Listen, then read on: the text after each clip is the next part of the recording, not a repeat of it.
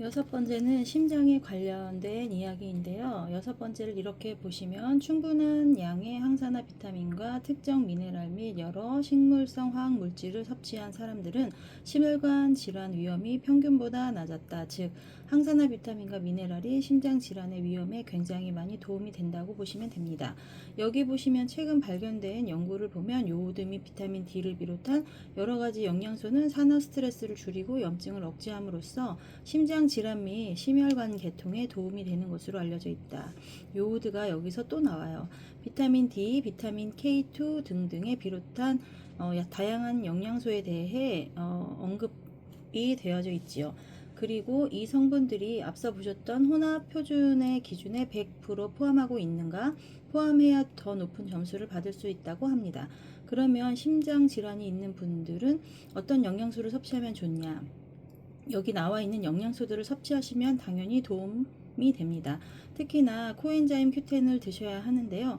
사람의 몸에서 코엔자임 Q10이 언제까지 나오냐 하면은 알기 쉽게 20살까지는 나온다고 보시면 됩니다. 그런데 만 20살이 넘어갈 때부터 더 이상 몸에서 코엔자임 Q10이 생성되지 않기에 점점 줄어든다고 보시면 되고, 외부로부터 반드시 코엔자임 Q10 성분을 섭취해야 합니다. 심혈관 계통으로 도움을 받고자 하신다면 반드시 코엔자임 Q10을 어떻게 해야 한다고요? 반드시 섭취하셔야겠죠. 당연히 요오드와 비타민 D도 드셔야 합니다. 일곱 번째는 간에 관련된 이야기입니다. 간은 우리 몸에서 500여 가지의 역할을 하는 굉장히 중요한 장기입니다. 보시면 제가 설명을 좀 드릴게요. 사람이 입으로 음식을 먹죠. 음식이 입으로 위로 가고요. 위에서 잘게 부서져서 소장으로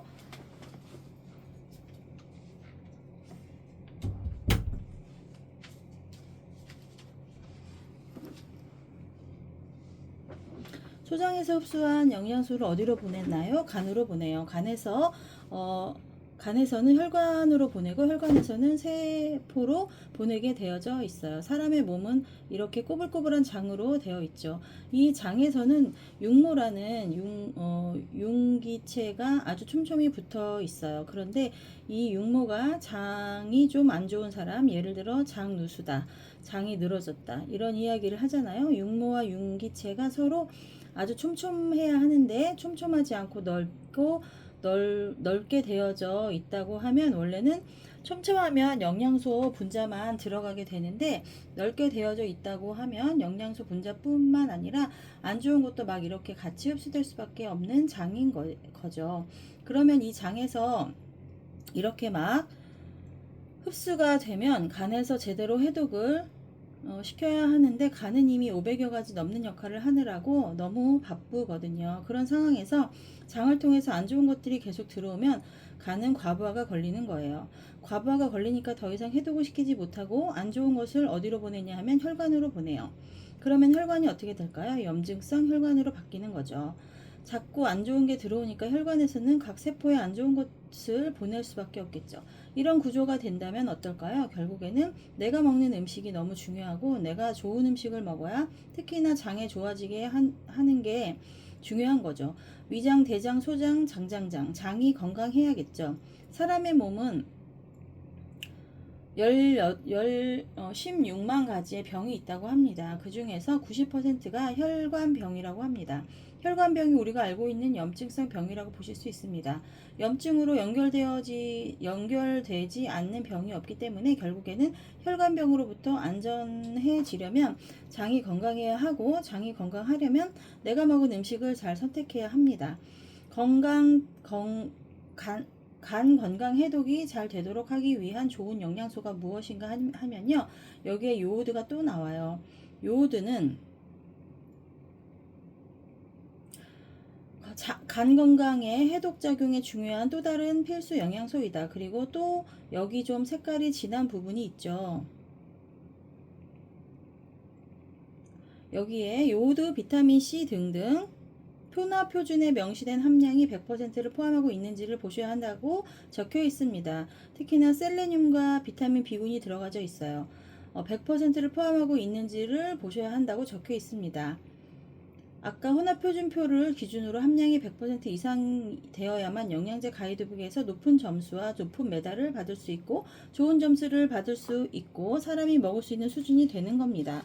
도움이 필요한 사람이 먹는다면 즉각적인 효과를 발휘할 수 있게 됩니다. 그래서 우리가 영양소를 고를 때는 거기 안에 들어있는 성분이나 이런 것들을 잘 살펴봐야 한다. 여기 보시면 요오드는 간 건강과 해독 작용에 중요한 또 다른 필수 영양소이다.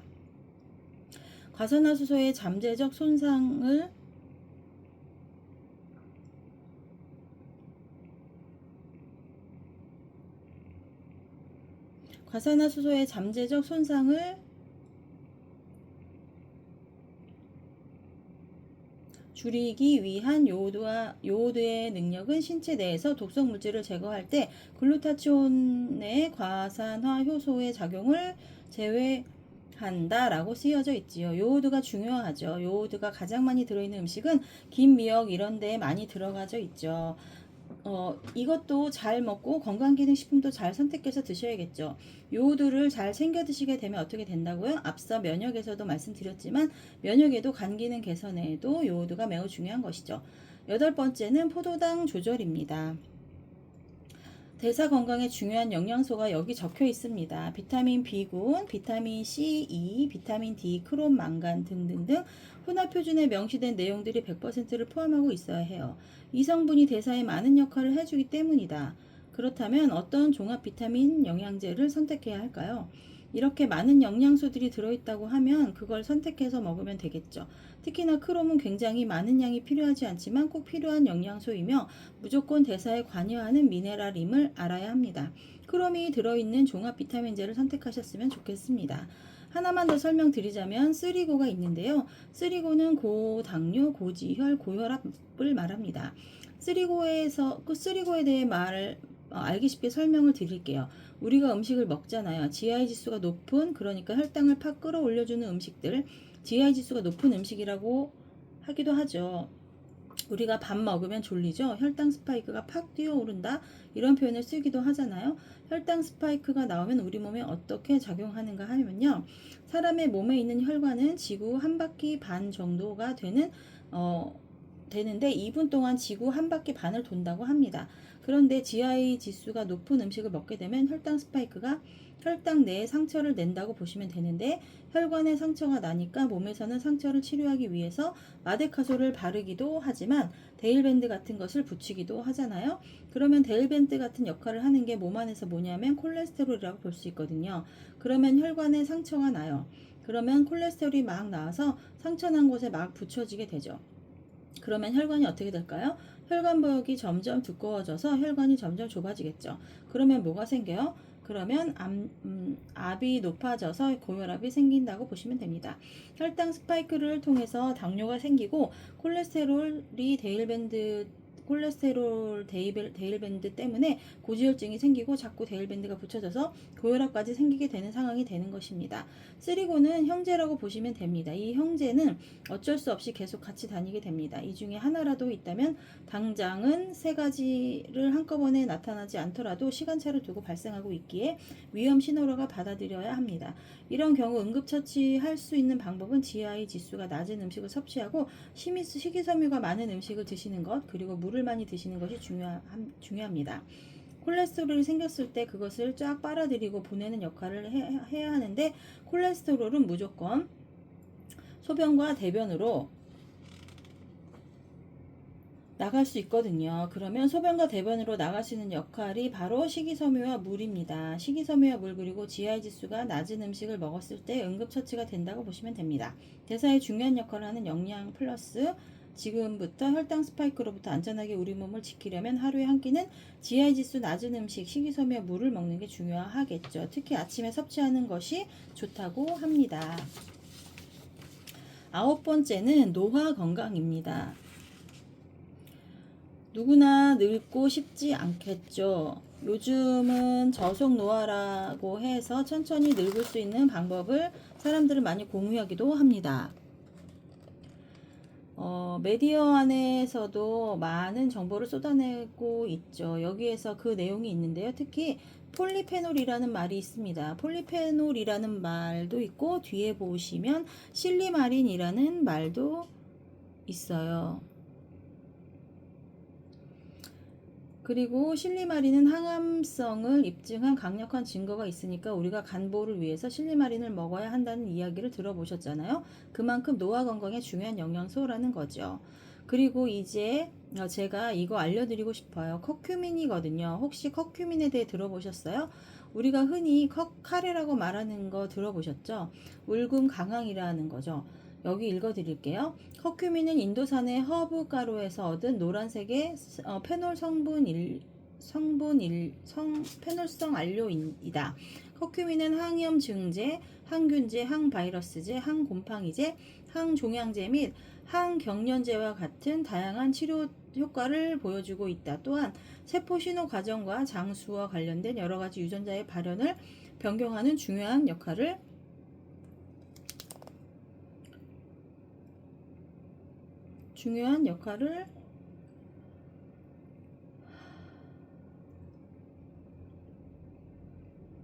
특히 커큐민은 특정 암이나 알츠하이머병, 파킨슨병, 심혈관 질환 및 제2 당뇨와 같은 여러 가지 만성의 고통에 벗어나는 것을 증명하는 증거를 점점 많아지고 있다.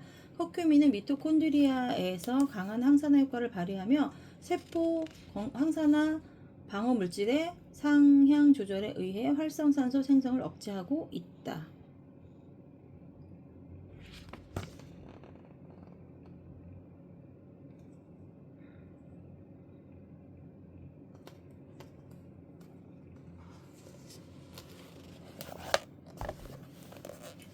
활성산소가 우리 몸에 진짜 안 좋잖아요. 커큐민이 엄청 역할을 하고 있다는 거죠. 근데 사람들이 커큐민 이야기를 하면 나 카레 좋아해. 카레 많이 먹으면 되는 거 아니에요? 이렇게 말하는 사람이 있거든요. 근데 사실은 커큐민은 몸에 잘 흡수가 안 돼요.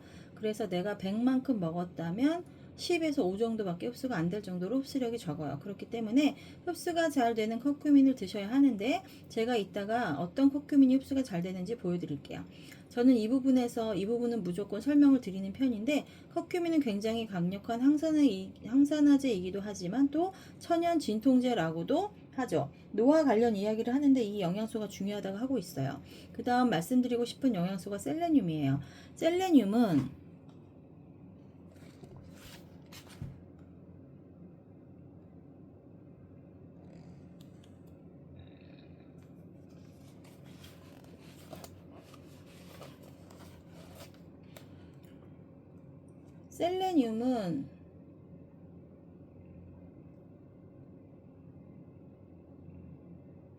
미토콘드리아 기능에는 뇌, 허혈 동안 신경세포 삼혈 경로의 활성화를 담당하는 주요 적용 중 하나다. 셀레늄 이러한 조건의 뉴런을 보호하는 것으로 나타났다. 항산화 물질과 같은 미네랄은 미토콘드리아 기능을 보존하고 미토콘드리아 세합성을 활성화하며 세포 손상을 예방한다. 그냥 세포 손상을 예방하는데 강력한 역할을 하는 것이 셀레늄이라고 보시면 됩니다. 내가 노화부터 안전하고 싶다면 실리마린, 커큐민, 셀레늄 이런 거 강력한 항산화제가 들어있는 건강기능 식품을 선택하시면 어떻게 되실까요? 바로 저속노화의 관리라고 보시면 되지요. 여기 비타민 D에 대해서 또 나와요. 비타민 D는 모든 영양제에 다 있죠. 영양제를 한 가지만 선택한다면 저는 무조건 비타민 D, 그 다음에 비타민 C, 그리고 요오드 순서입니다. 제품의 일일 섭취 권장량, 그러니까 즉 혼합 표준에 명시된 함량의 100%를 포함하고 있는가에 대해 이야기합니다. 그러니까 100%를 포함하고 있는 것이 너무나 중요하다는 거예요. 100%를 포함해야 좋은 점수를 받을 수 있고 좋은 점수를 받은 것이 사람이 먹을 수 있는 수준이라고 보시면 됩니다. 10번째는 메티라 반응입니다. 여기까지 오시느라 되게 힘드셨을 수 있어요. 하지만 저는 오늘 여러분이 제품을 많이 아는 것도 중요하고 좋지만 우리 앞으로 어떤 영양제를 선택함에 있어서 그 돈에 맞는 어떤 성분이 얼마나 들어가져 있는지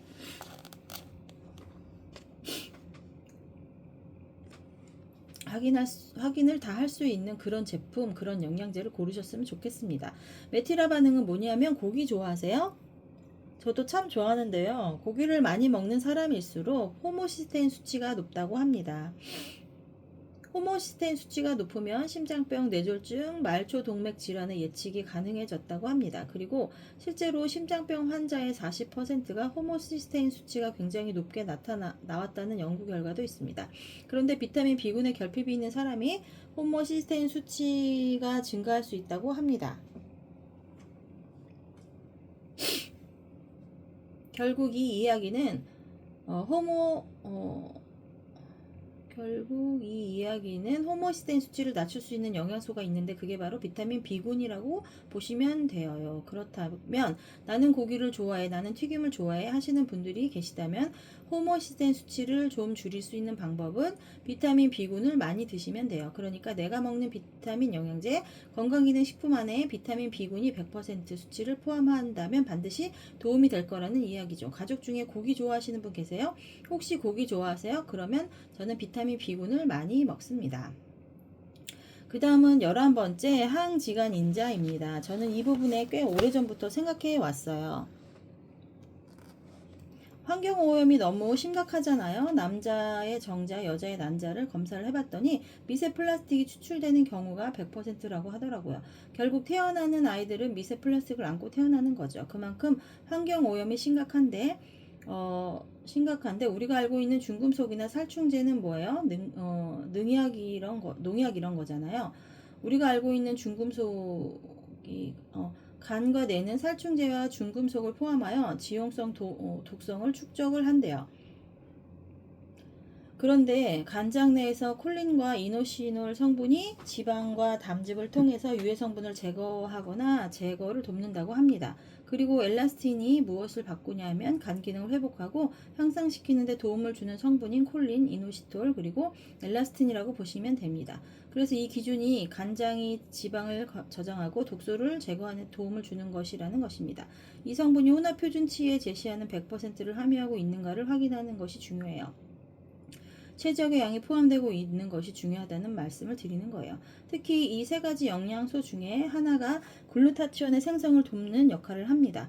그러니까 간과 뇌의 건강을 위해서 살충제와 중금속을 제거하고 축적을 안 되게 하는 중요한 영양소로 보시면 됩니다. 진짜 궁금하지 않으세요? 너무 재밌죠?